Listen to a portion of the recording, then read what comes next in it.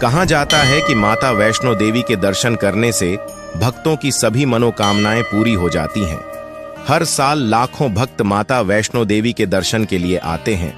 लेकिन क्या आपको पता है कि इस मंदिर के भीतर छिपे कुछ ऐसा रहस्य है जिसे सुनकर आपके रोंगटे खड़े हो जाएंगे? क्या सच में माता वैष्णो देवी इस गुफा में आज भी विराजमान है, या फिर यहाँ छुपा है सदियों पुराना कोई अज्ञात रहस्य? चलिए इस रहस्य से पर्दा उठाते हैं और जानते हैं वो बातें जो आज तक किसी ने नहीं बताई है। वैष्णो देवी मंदिर जम्मू और कश्मीर राज्य के कटरा नगर में त्रिकुटा पहाड़ियों पर स्थित है। समुद्र तल से लगभग 52,200 फीट की ऊंचाई पर बसे इस मंदिर की यात्रा को माता रानी की यात्रा भी कहा जाता है। दोस्तों, माता वैष्णो देवी का जन्म हिंदू महाकाव्य के अनुसार रत्नाकर सागर के घर में हुआ था, जो दक्षिण भारत के रामेश्वर तट पर स्थित था। बचपन में उन्हें त्रिकुटा नाम से बुलाया जाता था और बाद में वे वैष्णवी कहलाएं। कहा जाता है कि रत्नाकर सागर और उनकी पत्नी लंबे समय से संतान के लिए प्रार्थना कर रहे थे।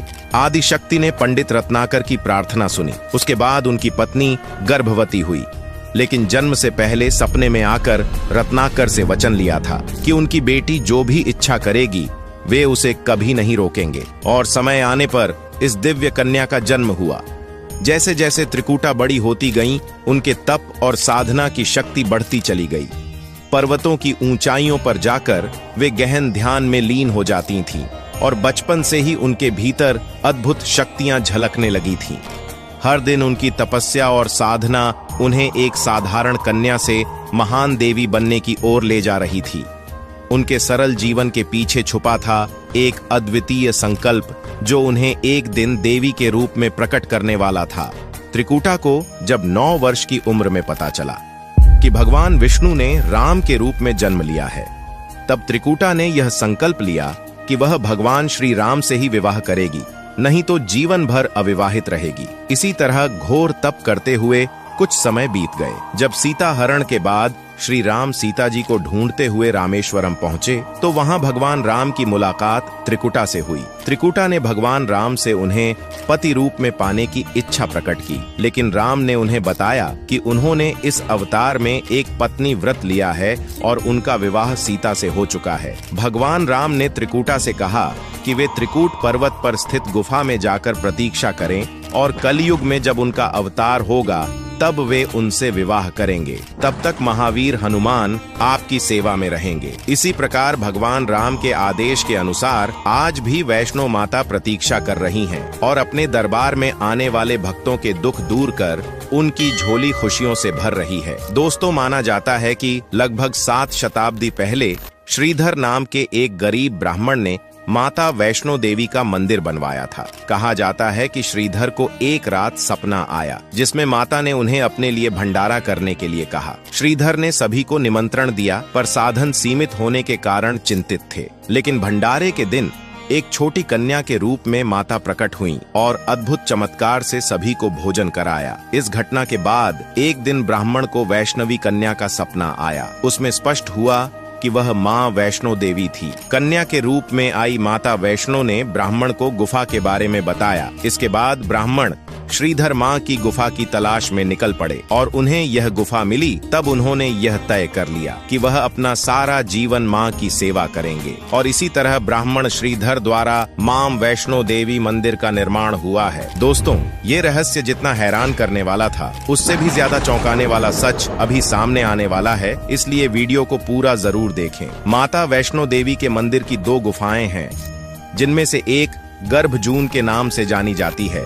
यह गुफा त्रिकूट पर्वत पर स्थित है और यहाँ माता ने 9 महीने तक कठोर तपस्या की थी। यह स्थान भक्तों के लिए अत्यंत पवित्र माना जाता है। इस गुफा का नाम गर्भजून इसलिए पड़ा क्योंकि माता यहाँ गर्भ में रहे बच्चे की तरह रहकर तपस्या करी थी।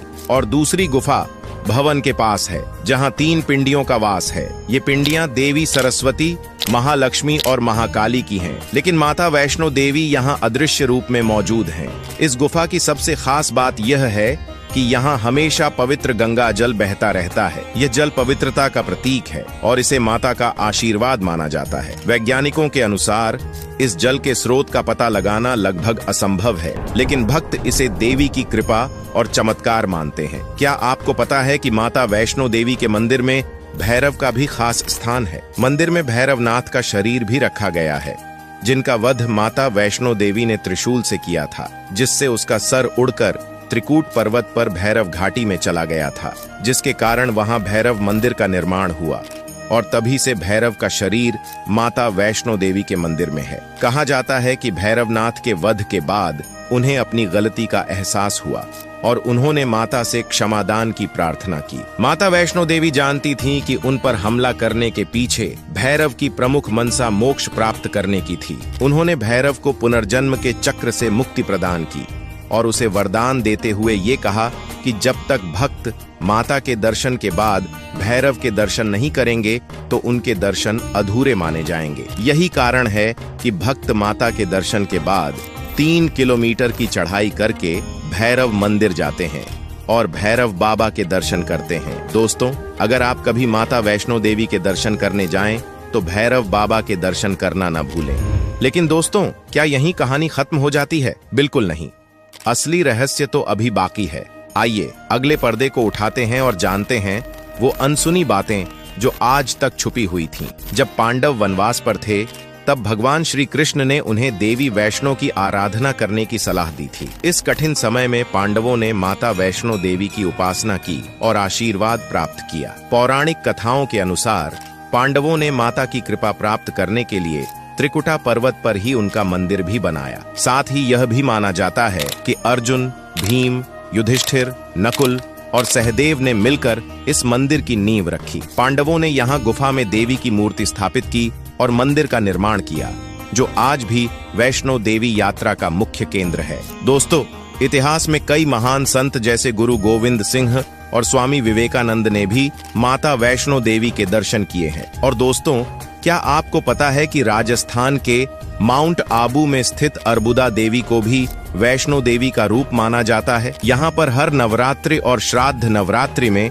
श्रद्धालुओं की भारी भीड़ उमड़ती है और भक्तों को मंदिर तक पहुँचने के लिए लगभग 13 किलोमीटर की चढ़ाई करनी होती है। रास्ते में सीढ़ियां भी आती हैं और कुल मिलाकर इस यात्रा में करीब 1500 से 2000 सीढ़ियां चढ़नी पड़ती हैं। हालांकि यह संख्या इस बात पर निर्भर करती है कि आप कौन सा रास्ता चुनते हैं। इस यात्रा को पूरा करने में भक्तों को 5 से 8 घंटे तक का समय लग सकता है। यह आपकी चलने की गति और बीच में आराम करने पर निर्भर करता है। कुछ भक्त पैदल यात्रा करना पसंद करते हैं तो कुछ घोड़े या पालकी का सहारा लेते हैं। और मंदिर का वर्तमान मार्ग, आज जो मार्ग माता के दर्शन के लिए उपयोग होता है, वह 1977 में श्रद्धालुओं की बढ़ती संख्या को देखते हुए बनाया गया था। इससे पहले भक्त एक प्राकृतिक और कठिन रास्ते से माता के दर्शन के लिए जाया करते थे।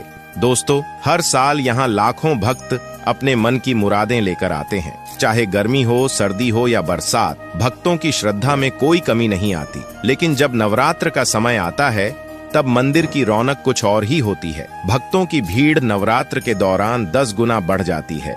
इस दौरान मंदिर सजता है, दीपों से जगमगाता है और भक्तों के द्वारा माता के जयकारों से गूंज उठता है। माता के दरबार में आने वाले भक्त अपनी श्रद्धा के अनुसार प्रसाद, फूल और धन का चढ़ावा अर्पित करते हैं। कहा जाता है कि माता वैष्णो देवी भारत का 5वां सबसे अमीर मंदिर है और हर साल यहाँ भक्त लगभग 500 करोड़ रुपए का चढ़ावा चढ़ाते हैं। यह चढ़ावा न सिर्फ माता की महिमा को दर्शाता है, बल्कि इस मंदिर की आर्थिक संपन्नता का भी प्रतीक है। इस धन का उपयोग मंदिर की देखरेख, भक्तों की सुविधाओं और समाज सेवा के कार्यों में किया जाता है। यह जानकारी अच्छी लगी तो वीडियो को लाइक करके कमेंट बॉक्स में जय वैष्णो देवी जरूर लिखें और ऐसी ही जानकारी पाते रहने के लिए हमारे चैनल को सब्सक्राइब करके बेल आइकॉन दबा दीजिए। मिलते हैं अगले एक और दिलचस्प वीडियो में, तब तक के लिए जय माता।